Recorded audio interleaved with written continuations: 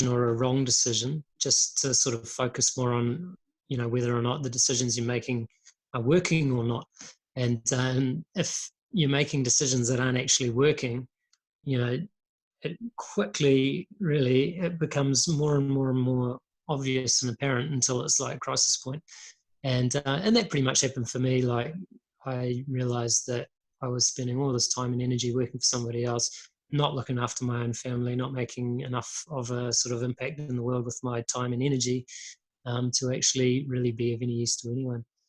And it was on the back of that, I suppose, that I decided that if I put as much commitment and as many hours into music, which had always been my passion, and playing music publicly, that it might be a different story. And so that's what I did. And it was obviously a difficult time. My partner was not really prepared at that point to sort of jump in the van with our very young daughter and me, and to sort of go and try something as wild and crazy as playing music in the streets.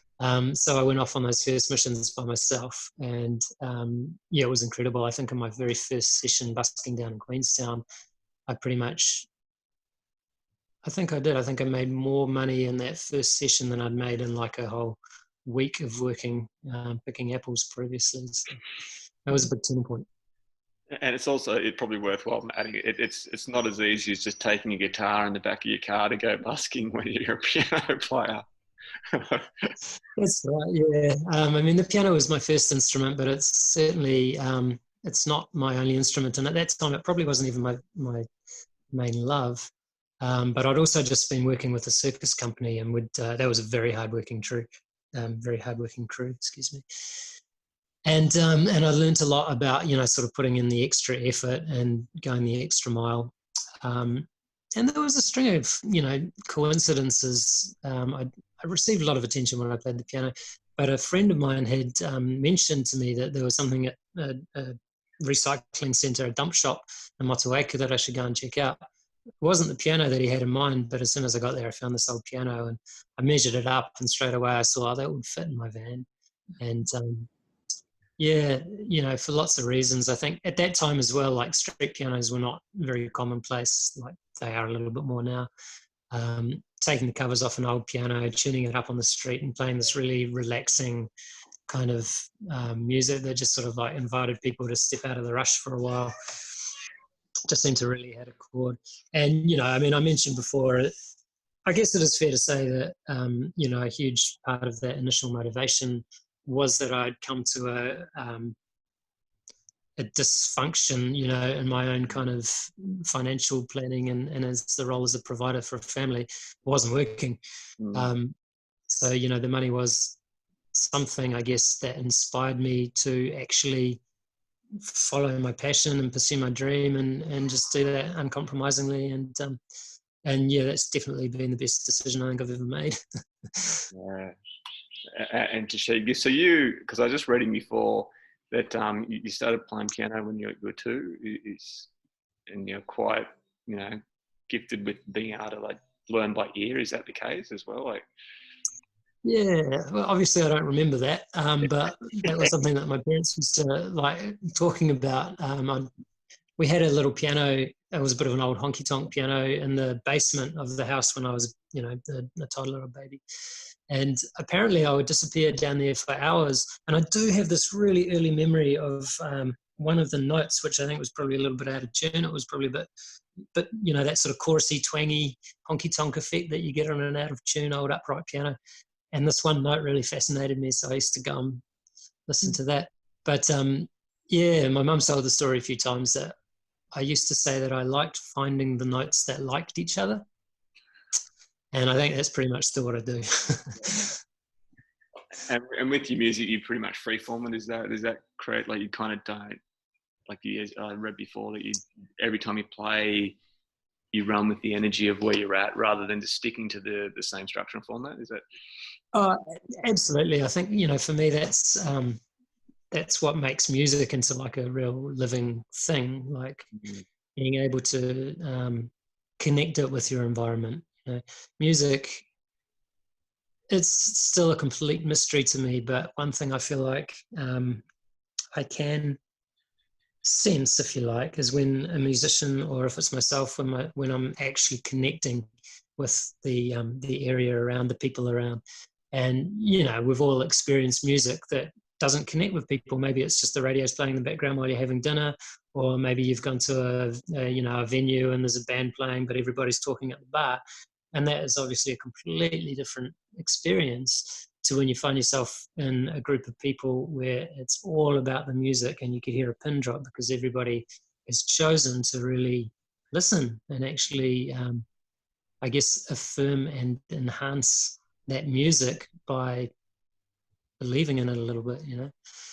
So that's always what I'm striving to do, and I find playing on the streets is kind of the ultimate challenge for that because there's so much distraction. Well, speaking of music, shall we? Have you got any idea? Have you got something planned, or what's the go? What are you gonna in store for us? Oh, I'm pretty much open to suggestion. I'm sitting in front of my piano there, which this is my stay-at-home piano. About a week after I moved into this house, my partner showed me a Trade Me listing, and for those people that weren't tuned in before, like I live in a town of about 600 people right down the bottom of the South Island. There's not really very much going on here. It's about an hour's drive from Queenstown, where there is, or at least used to be, a lot more going on. But so it was a real surprise to find that there was a beautiful old grand piano for sale just along, it was about 20 minutes along the road. And I went and had a look at it, and it was, also it was in pretty diabolical condition at the time, but I sat down, I played a tune for the old couple that was selling it, and they just loved it, and they were so keen for me to have it. So, I made a bid on the piano.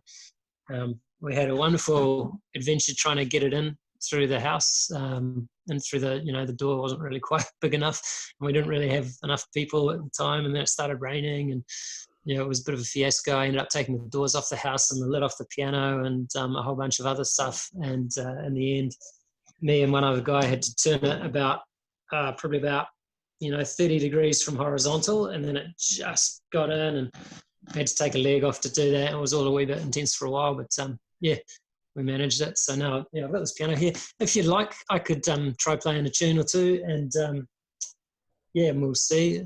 As I say, I don't know what the sound quality is like for streaming, but I'll move over there, shall I?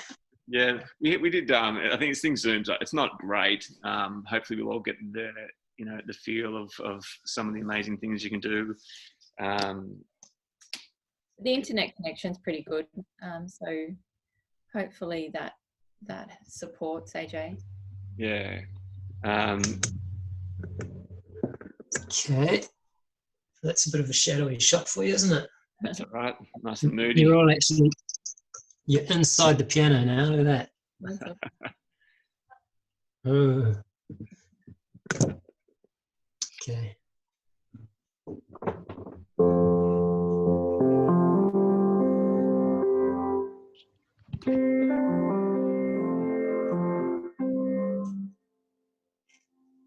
What does that sound like? I just muted myself.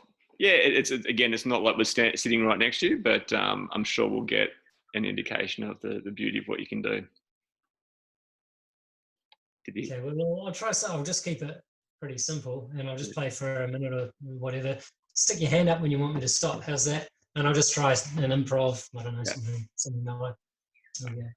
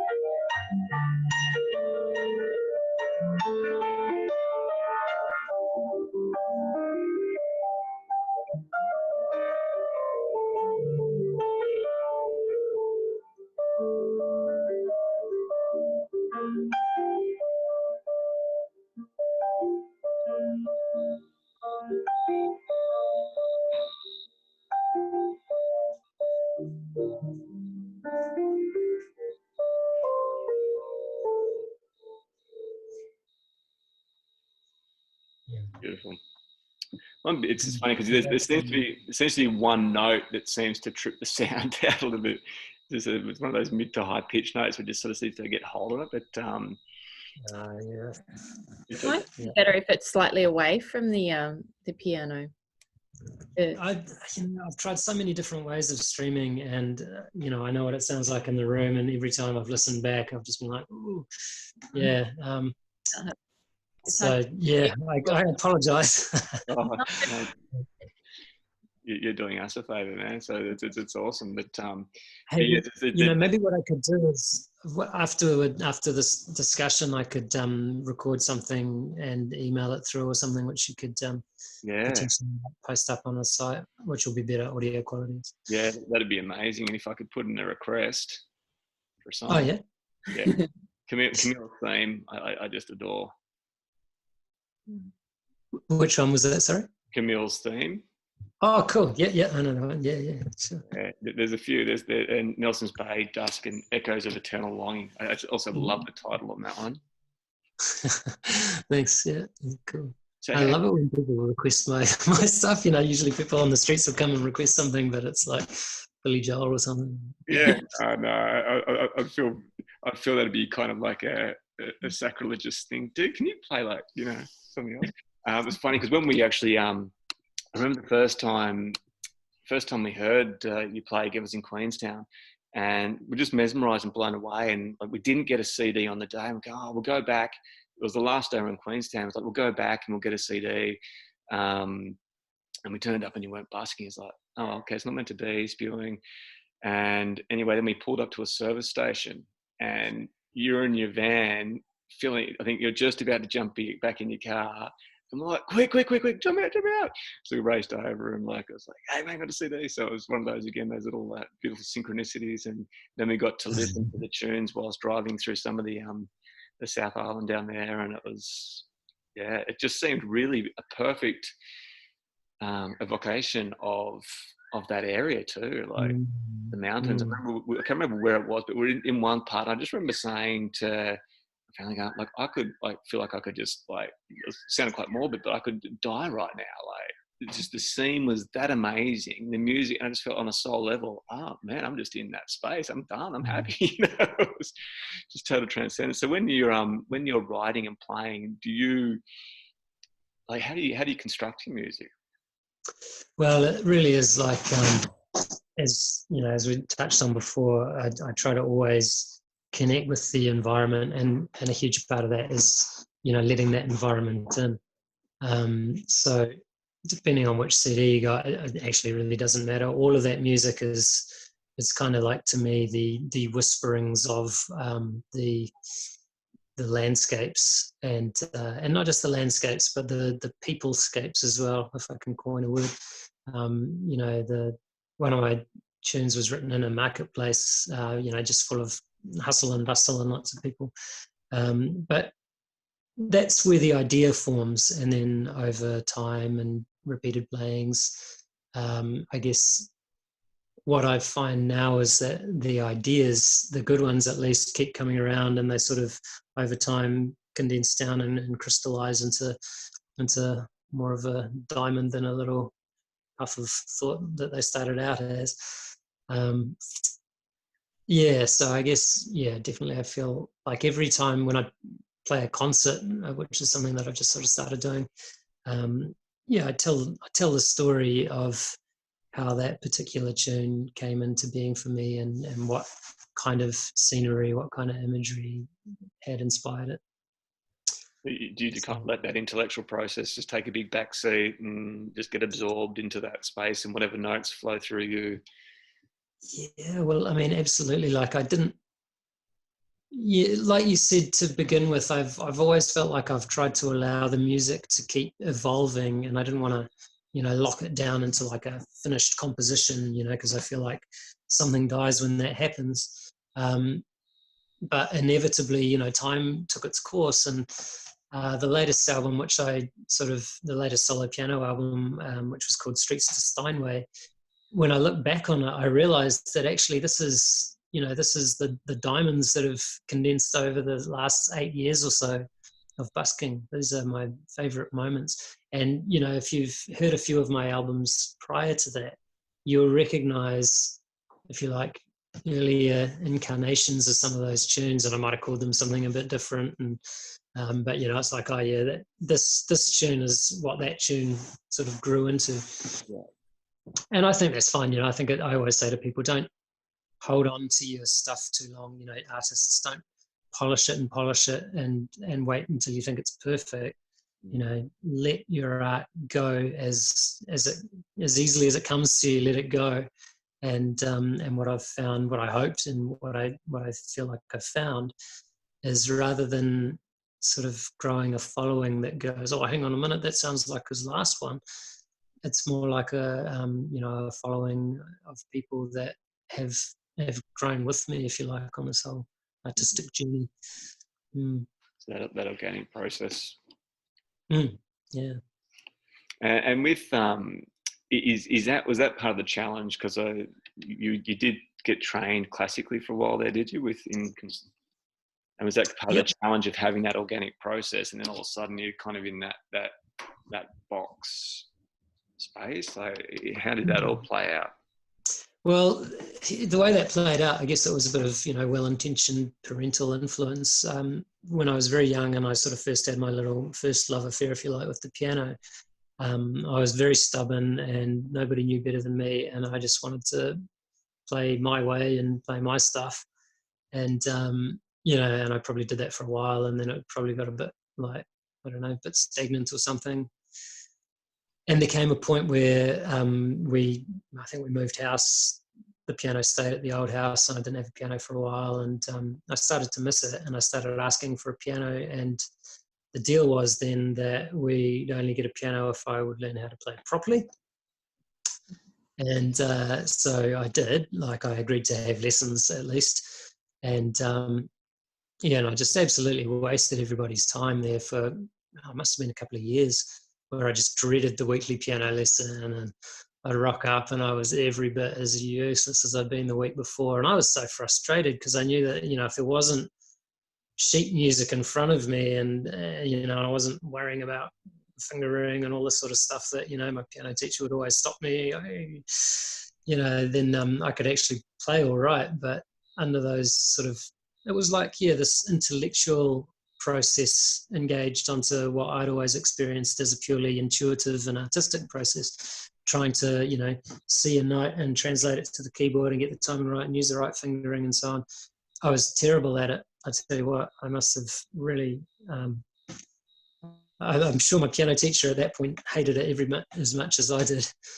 But what happened, which was the turning point there, was that I found this piece of extremely kind of virtuoso, flamboyant, dramatic, wonderful piano music by, what was the first big one I played? Felix Mendelssohn, Rondo Capriccioso. You can look it up on YouTube or something. And it just starts off like, lush, big chords, kind of heartstringsy sort of stuff. and it gets to the end of this long ascending run, and then just drops into this really light, dancey, staccato, fast, virtuoso, like incredible riff, if you like, as piano music. And anyway, so I heard it and I went along to my piano teacher. I was like, I want to play this. And he just looked at me like I was a total idiot. But he went and found the music for me and gave it to me, and went off at the end of the piano lesson. And I had a recording so I could learn to play it by ear. So I listened to it like every night, again and again. And I just memorized this piece of music. And I sat down with my sheet music and I learnt all of the notes that I couldn't work out by ear. But I couldn't read it still. I actually had to memorize it, on the keyboard, and I knew what it was supposed to sound like because I've been listening. And in that 1 week, I went from, not having improved in 2 years to sort of being able to play 95% of this, 10-minute long virtuoso piece of piano music from memory. I went back, the next week, and it was so fun. I had so much fun because it's like my piano teacher's like mouth fell open, and suddenly everybody was like, "Holy shit! How have you done that?" And I enjoyed the practice. I enjoyed mastering that piece of music. What happened next, I didn't enjoy so much. I suddenly found myself in this world of piano recitals, piano competitions. I was winning prizes, and so I enjoyed that world of, I guess what all emerging kind of classical pianists must go through. But for me, like there was one competition in particular where I just totally froze up. I looked out into this, room of there's probably 50 or 60 music critics all sitting there, and they were all in their 60s or older, and there was not a single smile in place. And I was just like, shit, nobody's having any fun. And that was the end of piano for me for ages. I quit and started playing the drum kit instead. Yeah, right. And that was the end of the. Did you go to the conservatorium as well? Was that before, or was that all part in that build up to? That was part of that build up, really. Yeah. I guess that's that challenge. You go, Kate. I was just going to say, what age were you, AJ, when you learnt that piece? Well, let's see. The first, I must have been about 16. The first competition I played in, I won a scholarship for the most promising musician under the age of 18. And then I was invited to study at universities and that sort of thing for performance music. So yeah, 16 to 18 age bracket probably. Mm-hmm. And did you take up any of the scholarships, or you just declined? No, you never did. No, I declined. I'd sort of got, by that stage, my music theory and my performance skills, they were up there. I was talking about this just the other day. I was, this close to doing my LTCL performance, which was the equivalent of a BMUS music degree as a performer. And for me, the hard part was always the theory. I'd already sat the theory exam and passed it. And then all I had to do was play, a concert program, which I already had a few sort of learnt by memory. But I guess I felt like I'd done it in myself, and the piece of paper at that early age didn't mean anything to me. I was thinking about it the other day going, that was stupid. I could have probably gone a lot further in terms of, recognition from that whole kind of classical music world, which is massive. But, whatever. Yeah. But your sounds probably would have been incredibly different though, like from that free-form artistic, everything you've been talking about, to going down that path. But in a way, does it kind of feel like you're coming almost full circle, where you've integrated that, coming back and playing these sort of bigger shows? And well, absolutely. Like people do ask me when I'm playing the street now, some of the music that I have composed is, I suppose, virtuoso enough that if I hadn't spent those years kind of mastering those incredible compositions, from this bygone era, then I wouldn't have anything like the technique that I do have now. And, you get older and you see the wisdom of your elders, what they were trying to tell you at the time. If you learn all this stuff, then you'll be able to do a lot more. Where was I going to go with that? It's still busking, AJ? Do you Well, still go? not at the moment. No, we're all on lockdown, and Queenstown's deserted, and I'm not supposed to leave the house unless I'm on my bike. So no, I've just been enjoying time at home with the kids. I've actually been doing a lot of studio stuff again. I've got a little studio at home, so I've done an EP. It might turn into an album before the lockdown is lifted. Yeah, but would it be too much success busking right now with it? No, I think one thing is I get myself in a bit of trouble probably with the first cops that came past, and the other thing is, I'm not going to make any money. Is the streets are empty except for the You cops. pitch it as an essential service, but whether or not that'd wash too well. Yeah, Well, should we try? It's been good for me for quite a while. I've been saying, look, I should spend a bit of time off the streets, come up with some new material, maybe look at doing some concerts. Because the busking, it's been incredibly kind to me for nearly 10 years now. And, it's quite easy to just sort of relax into something that works and then the next thing you find yourself in a bit of a rut. So I don't feel like I was in a rut, but, maybe I would have ended up in a bit of a rut if something hadn't happened to change all of that. Should we try and see if we move the phone and play another little tune, see if that might work? Totally happy to. You think if I put it a bit further back? Yeah, maybe it might just sort of soften that sound. Yep. All right. Well, I'll just try it there. And what'll I do? I'll just play a short composition then, because I'm not going to be able to see you guys. So this one is quite short. It's just a tune called Rain. I wrote this one when I used to busk in Queenstown. I used to go down there for like a month or two at a time and live in my van. And at night it was real cold and dark and stuff because winter, the nights are very long. So I'd play the piano also at night with a couple of candles. And one night the rain started coming in and you got that, that rain on the tin roof kind of sound, rain on the roof of the van. Mm-hmm. So I wrote this tune.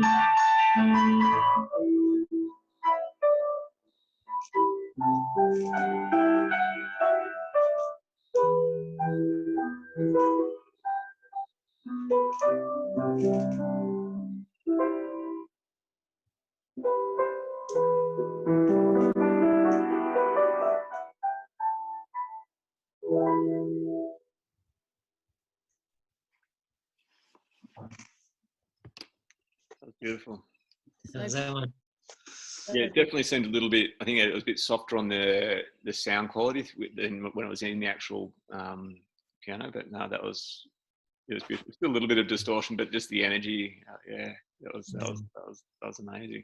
One thing I loved before, I was just thinking that it's funny that a few of the people we chatted to over the last few weeks is just in last week we were just talking to someone who's just stepped out and was kind of not a similar story, but a totally different journey. How living a certain way and then just that kind of happiness and like kind of that state, and then just like stepped out and went on a total different path, and then launched into their authentic sort of and just the happiness that came from that. And as you're saying before, like just imagining that if you had just stuck doing the in the orchard and not following those little clues inside, going, man, come on, this isn't what it's about. The gift of music that would have been not given. Yeah, well, one of the best things, for me since that beginning, which was kind of financially inspired, as I said, but, I started getting a lot of stories coming back to me from, people that I hadn't even noticed as I was playing the piano. And eventually I started putting a little comments book out so people could write me a little note, because, people would write a note, put it in the hat and that sort of thing. But more than anything, that really has highlighted for me how, just the butterfly effect, the ripple effect, when we allow ourselves to, to shine, to be our most, beautiful selves, to find that thing that's unique to us that we can do and share. How much that can change other people. Some of the stories that came back, wow. I love for someone one day to make a movie about that. As an artist, we often don't see the effects of what we offer, music especially, but any sort of form of art or storytelling or anything. We've got no idea how it goes out into the world and how differently it's received by different people, and how, a moment of inspiration can totally change somebody else's whole life direction, and we might never hear of it. In fact, I'm sure it happens thousands of times for every one time we do hear about it. So yeah, I think that'd make a really cool movie. It's like the sort of ripple effect. Yeah, that little impetus of change. Yeah. Yeah, no, as I said, it's just amazing. And when you can see, as you said, like that thought that you had that you said before, that gives people permission to sort of, oh, maybe I can do this too, and just to step up and be. And again, that's all part of what we're doing, is this whole the idea of the Happy Mind Project. It's not like pretending to be happy, but it's more just about embracing those unique qualities and characteristics, because we're just like the keyboard. Like we've all got different notes that we play in different compositions, which makes us ourselves. And to have the ability to step up and go, hey, I'm going to play my song and do it my way and stuff. And yeah, absolutely. Yeah. I mean, I read a really beautiful thing by a poet, what's his name? John O'Donoghue, an Irish poet. And I can't remember exactly how he framed it, but he said, if you've got talents which are unique, then, those talents, if you believe a particular way, if you believe that they were given to you by, creator or whatever, whether you believe that or not, if you've got talents that are unique to you, then they're not for you, they're for the community. There's no good just hiding them away and keeping them as your own private little thing. They belong to the community, they're for the community. Your job, therefore, is to deliver them to the community and enrich the whole community in doing so. The conduit, let it flow. It can be challenged. That's awesome. So should we try for another tune? What do you reckon? Yeah, if you like. My phone just beeped at me, told me I'm running out of batteries. How long do you want to go for? I could, why don't we do one more tune, and then if you can do that recording, as you said, of Camille's, that'd be unreal. If you could, Camille's theme, shoot that across, and maybe give one more shot, and then do that. Would be epic. Would that work for you? Okay, so do something else now, and then I'll do a recording and email it through to you later. Yeah, if that works for you, man, that'd be great. Yeah, okay. Well, I'll play one of my favourites. It's been a really windy day here. So this one I wrote, through a whole windy springtime in Queenstown. The Nature of Wind.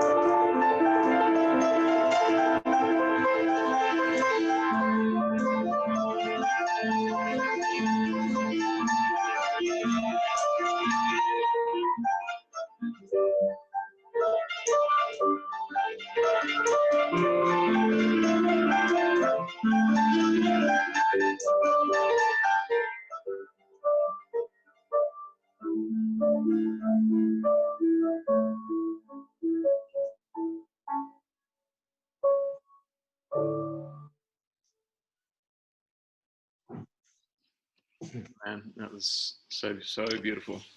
And yeah, that was. I just saw in the back, Carly's just at a hospital with her son. I just saw one of the nurses walked in. Did they before Carly just then?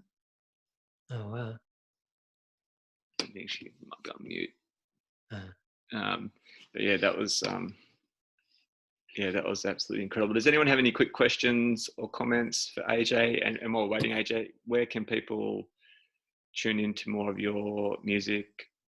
Okay. Well, I've just recently gone on Spotify, so I've got an album. I've got an album which I'm actually interested in, developing as more of a whole concept. Anyway, called Streets to Steinway. That's on Spotify, AJ Hickling. Otherwise, most of my music is on a site called Bandcamp, which is a really great site for supporting the artists. You can stream, I think it's a limited number of streams, like maybe you can play 3 tracks from an album or something like that, and then if you wish, you can download the album. Most of my albums there, I think about $5 or something. So yeah, Bandcamp, either just search AJ Hickling on Google, or Piano Busker in Queenstown. Yeah. Yeah, no, that's, oh, yeah, much. Mate, yeah, absolutely beautiful. I've got 3 of your albums, and I said they're on so high repeat when I can find them or in the middle of moving. So I have been using your Spotify one. But yeah, I super encourage everyone, because again, that was beautiful. But when you're listening to it without the stream challenges, it's maybe one day in the future, AJ, when I'm sure all this are going to come out with some amazing technology to make it seamless. Yeah, it's something I want to look at actually. I'm sure there's some gear that I could buy which would give much better live streams and feeds. Try various microphones, but yeah, also I've got a Facebook page and things like that. I've got a YouTube channel, and the content which I post up there, I generally take some care to make sure there's good sound quality and so on. And like I mentioned before, I've got a couple of studio albums. I've got one which I did last winter called While the Land Sleeps. I think that's 4 or 5 tracks that are each over 20 minutes long. Really nice journey music. So this, if you're interested in that, there's a whole bunch of stuff to explore out there. So that's on Soundwave. That's on Bandcamp. Bandcamp. Okay, cool. I'll definitely check that out. And you got a few messages coming through saying how beautiful it was and amazing, and thanks in the comments and chats from everyone, AJ. So we'll let you go and enjoy your Saturday evening, and thank you so much. It's my pleasure. All right, I'll get off here and I'll record a version of Camille's theme for you. And yes, flick me an email and I'll send it through, and you can post it up in your spaces. Thank you so much, man. That was absolutely amazing. Thank you My pleasure. so much, Everybody. that was so beautiful. Thank you so much. My pleasure. Thanks everyone for tuning in. Stay right out there. Cheers. Cheers, man. Thank you. Thank you. Bye. Bye.